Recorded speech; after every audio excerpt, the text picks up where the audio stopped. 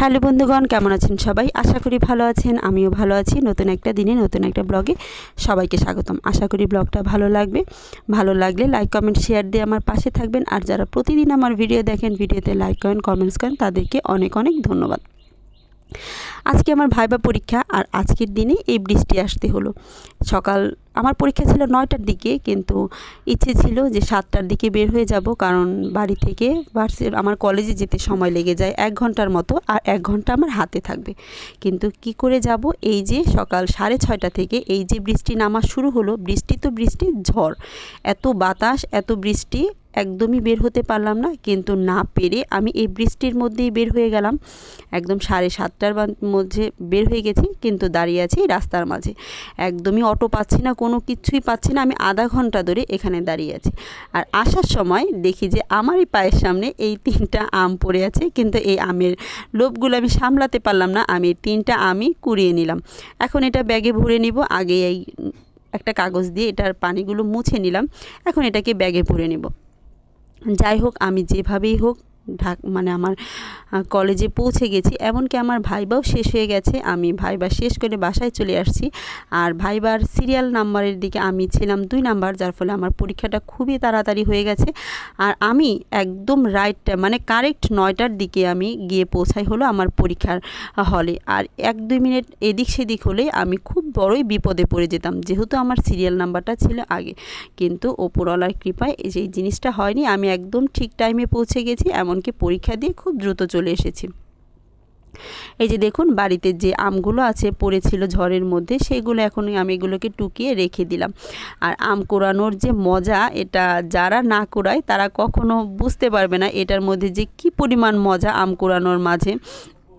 বিশেষ করে নিজের বাড়ি থেকে অন্যের বাড়িতে গাছের মধ্যে আম কুড়ানোটা খুবই মজা। যাই হোক, অনেকগুলো আম কুড়িয়ে নিলাম, আর এখন বসে গেলাম খাবার জন্য। সকালবেলা তো একদম অল্প কয়েকটা খেয়ে গিয়েছিলাম, যদিও আমার ইচ্ছে ছিল না, কিন্তু মা, পিসি, কাকি জোর করে ধরে অল্প কয়েকটা ভাত খেয়েছিলাম। আর এখন ক্ষুধা লেগেছে, মানে রাস্তার মধ্যে আসছিলাম আর এত পরিমাণ ক্ষুধা লেগেছে, এসেই বললাম যে পিসি খাবার দেন, আমার ক্ষুধা লেগেছে।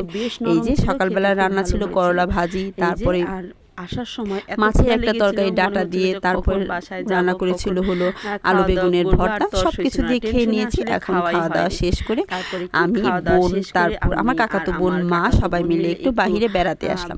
এই যে দেখুন, গরুটা দেখে এত ভালো লাগছিল, একদম টুকটুকে লাল, এত সুন্দর লাগছিল, তাই একটু ওকে আদর করে দিলাম। অনেক গরু কিন্তু আছে যারা মানে অন্য মানুষ, অপরিচিত মানুষকে দেখতে পায় না, দেখলেই দেখা যায় শিং নিয়ে তেড়ে আসে, কিন্তু এই গরুটা একদমই ওই রকম না। আমি আদর করার পরে ও দেখুন গলাটা সামনের দিকে দিয়ে দিয়েছে যাতে ওকে আদর করে দিই। ও খুব আদর প্রিয়। যাই হোক, ওকে আদর টাদর করে নিলাম। এখন সামনের দিকে যাচ্ছি। দেখুন, এটাও একদমই টুকটুকে লাল গরু। 3টে গরু দেখেছি, 3টে গরু এত সুন্দর, একদম সবগুলোই একদম লাল লাল। আর লাল গরু দেখতে আমার খুব ভালো লাগে। আর ওইদিকে দেখুন, আর এই যে কালকে যে পরিমাণ, আজকে সকালে যে পরিমাণ ঝড় এসেছিল, এই ঝড়ের মধ্যে দেখুন ধানগুলো কেমন হয়ে গেছে, সবগুলো পড়ে গেছে। এই ধানগুলো যদি এখন না কাটা হয় তাহলে যেগুলো নষ্ট হয়ে যাবে, তাই সবাই মিলে একসাথে ধানগুলো কেটে নিচ্ছে। এগুলো এলাকারই লোক এক এক দিন বুঝি এক একজনের ক্ষেত কেটে দিবে, আমি জানি না, তবে শুনলাম আর কি ওইরকমই। যাই হোক, ওরা ক্ষেত কেটে নিচ্ছে। আমরা এদিকে বাসায় চলে এসেছি। আর যে আমগুলো কুড়িয়ে পেয়েছিলাম সেগুলোই হলো আমি এখন ভর্তা বানাবো। আমি ভর্তা বানানোর জন্য একটা গামলার মধ্যে জল নিলাম, আর সেইটাই জল নিয়ে রেখে দিয়েছি। আর আমার ছেলে ওই যে কল চাপ দিচ্ছে, ও নাকি জল ভরবে। আর অনেক চেষ্টা করছিল, একটা ফোঁটাও জল বের করতে পারছিল না, কারণ ওর কি আর সাধ্য আছে এই যে জলগুলো বের করা। এখন এই জলগুলো আমি নিয়ে যাব, নিয়ে গিয়ে যে আমগুলো আছে সেই আমগুলো ধুয়ে নেব। এই যে দেখুন, আম ধোয়ার জন্য নিয়ে আসলাম। অনেক বড় গামলা নিয়ে নিয়েছি, আর অল্প কয়েকটা আম, যেগুলো আমি যে সবগুলো আম আমি টুকিয়ে এনেছি। এখন দেখুন, আমি ভাবলাম যে সবগুলো একসাথে দিয়ে পরিষ্কার করে নেব, কিন্তু না, ছেলে তো দিবেই না। ছেলে তো এই যে একটা একটা করে দিচ্ছে, আর এখন পরিষ্কার করতে বলছে। আর আমাকে নাকি পরিষ্কার করতে দিবে না, ও নিজে নিজেই নাকি পরিষ্কার করবে। এখানে ভালো মন্দ সব ধরনের আমই আছে, কাঁচা পাকা, তারপরে শিলাবৃষ্টি পড়েছে সেই আমগুলো আছে এখানে। এখন এগুলোকে খুব ভালোভাবে ধুয়ে নেব। আর বেশ কয়েকবার ধুয়ে নিতে হয়েছে, কারণ যেহেতু বালির মধ্যে পড়েছিল। কারণ যেহেতু আর এর কারণে অনেক ময়লা ছিল, এখন এগুলোকে ধুয়ে নিয়েছি কয়েকবার করে। পড়েছে এখন এগুলোকে ছুলাবো। আর এখন আমি যখন আম ভর্তা বানাচ্ছিলাম তখন অনেক মানুষ ছিল, যেমন বাড়িতে যতগুলো মানুষ ছিল তখন সবাই বলছিল যে আম মাখা খাবে, আম মাখা খাবে। ওরা বলে আম মাখা আর আমরা বলি আম ভর্তা। আমি যখন বললাম যে আম ভর্তা খাবে নাকি, অনেকেই বুঝতে পারছে না যে আম ভর্তা কিভাবে খায়, তখন বললাম যে আম মাখা। এক জায়গায় এক এক ভাবে বলে আর কি। এই যে ধুয়ে এখন আমি এটাকে ছুলে নিচ্ছি। আমি যখন বললাম আর যখন ভর্তা বানানোর কথা শুনেছিলাম সবাই বলেছিল যে আম মাখা খাবে, আম মাখা খাবে। সবাই বলল একে একে পরবর্তীতে একে একে করে সবাই মিলে না বলে দিল। যখন শুরু করেছিলাম তখন বলেছিল যে 7-8 জন মিলে একসাথে আম মাখা খাবো, কিন্তু একে একে কমে গিয়ে 2-3 জনের বেশি রইলই না, কেউ নাকি আম মাখা খাবে না। তাই খুব সবগুলো আম না কেটে আমি একদম অল্প কয়েকটা আম কেটে নিব, যাতে করে আমরা 3-4 জনের হয়ে যায়। আর এর মাঝে যদি ওরা খেতে চায় তাহলে খেয়ে নেবে আর কি। 3-4 জন, তাই খুব বেশি দেখুন এক এক করে আমি সবগুলো আম ছুলিয়ে নিচ্ছি। আর বললাম না খুব বেশি আম ছুলাবো না, এখন এটাকে আমি গ্রেট করে নেব। এই যে একটা আমের আটি হয়েছিল আর বাকি একটা আমের আটি হয়নি, সবগুলোই মাঝখান থেকে চির করা গেছে, আর একটা আমেরই মাঝখানে চির করা যায়নি। এই যে দেখুন আমি গ্রেট করে নিচ্ছি একদমই হয়ে যাবে এগুলোকে। আর খুবই ভালো লাগছিল গ্রেট করতে, একটু পাকা পাকা কাঁচা কাঁচা আমগুলো গ্রেট করতে খুবই সহজ। এমনকি আমি যখন এটা মানে গ্রেট করছিলাম তখনই আমার জিভে জল এসে পড়ছিল যে কখন ভর্তাটা বানাবো আর খাবো। এই যে দেখুন গ্রেট করা হয়ে গেছে। প্রথমে তো ভেবেছিলাম যে কিভাবে আমগুলো মানে ভর্তা বানাবো, প্রথমে ভেবেছিলাম যে একটু শর্ট দিয়ে বানাই আম ভর্তা, আবার ভেবেছিলাম যে না একটু শুকনো মরিচ ফুটা দিয়ে বানাই, কিন্তু সবাই বলল যে না এটাকে থেতলে নিয়েছে আর এখন কাসুন্দি দিয়ে ভর্তাটা বানা, কারণ কাসুন্দি আমাদের বাড়িতে আছে।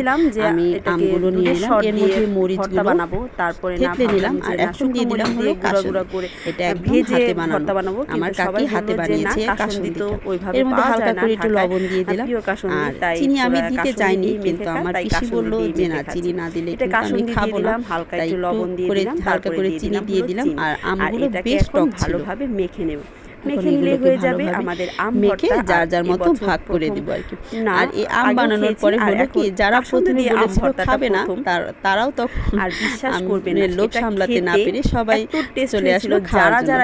বোকামি করেছি, যদি আরেকটু করে ভর্তা বানাতাম সবগুলো আম দিয়ে তাহলে বেশি পরিমাণটা ছিল। কিন্তু এই কাজটা করা হয়নি, একদম সবার ভাগে ভাগে একদম অল্প অল্প করে পড়েছিল। তবে আম ভর্তাটা কিন্তু সেই হয়েছিল, মানে খুবই টেস্ট হয়েছিল, একদম পারফেক্ট, যেমন ঝাল তেমন লবণ তেমন করেছি। আর একটু বলতাম যদি বানানোর জন্য, এটা রিভিউ শুধু আমারটা দেখাচ্ছি, কিন্তু সবাই খেয়ে বলছিল যে খুবই ভালো হয়েছে। এমনকি আমার ছেলেও অনেকখানি এই ভর্তা খেয়েছে, খেয়ে বলছিল স্বাদ স্বাদ মা স্বাদও স্বাদ, মানে ওর কাছে জিনিসটা অনেক ভালো লেগেছে। ভর্তা মানে এক এক রকম ভর্তা এক এক রকম, কিন্তু দেখুন সিএনজির উপর উঠে অন্যরকম ভাবে বানালে অন্যরকম হয়। যাই হোক খাওয়া দাওয়া শেষ, আমাদের সবকিছু শেষ, এখন বিকেলের দিকে আমরা চলে যাচ্ছি হলো মামার বাড়ির দিকে। আমার দিদার শরীরটা ভালো না, আর যেহেতু পরীক্ষা শেষ আবার কবে না কবে আসা হয়, তাই দিদা অনেক অসুস্থ থাকার কারণে ভাবলাম যে দিদাকে একটু দেখে যাই। বের হলাম, তাই আমি মা আর আমার ছেলে মিলে রওনা দিয়ে দিলাম মামার বাড়ির উদ্দেশ্যে। এই যে দেখুন সিএনজিতে চড়ে আছি, খুব বেশি সময় লাগে না বলে আমরা একদম বিকেলের দিকে রওনা দিয়েছি। যেতে যেতে সন্ধ্যা হয়ে যাবে, এখন সন্ধ্যা হয়ে গেলে পৌঁছালেই হয়ে যাবে আর কি। আর একটু আগে রওনা দিতে পারতাম, কিন্তু ভাবলাম যে না থাক একটু পরে পরেই দিই, একটু ওদের সাথে একটু সময় কাটাই, তারপরে না হয় আমরা মামার বাড়ি দেখেছি। দেখুন পরন্ত বিকাল, আকাশটা দেখতে কি পরিমাণ সুন্দর লাগছে, এত ভালো লাগছিল। এই জিনিসগুলো দেখতে আমার খুবই ভালো লাগে, প্রাকৃতিক জিনিসগুলো। দেখুন আকাশটা কি সুন্দর, আপনাদের সাথেও সেই জিনিসটা শেয়ার করলাম, আপনারাও একটু উপভোগ করে নিন। আমরা আর কিছুক্ষণের মধ্যেই মামার বাড়িতে পৌঁছে যাব, আর বেশি সময় লাগবে না, আর আধা ঘন্টার মধ্যে। যাই হোক আমরা মামার বাড়িতে পৌঁছে গেছি। এই যে দেখুন আমার দিদা এখন একটু উঠে বসেছে, বেশ কয়েকদিন ধরেই উনি অনেক অসুস্থ। মা আর দিদা মিলে কথা বলছে। আর আজ এ পর্যন্তই, আশা করি ব্লগটা ভালো লেগেছে। ভালো লাগলে লাইক কমেন্ট শেয়ার দিয়ে আমার পাশে থাকবেন। টাটা।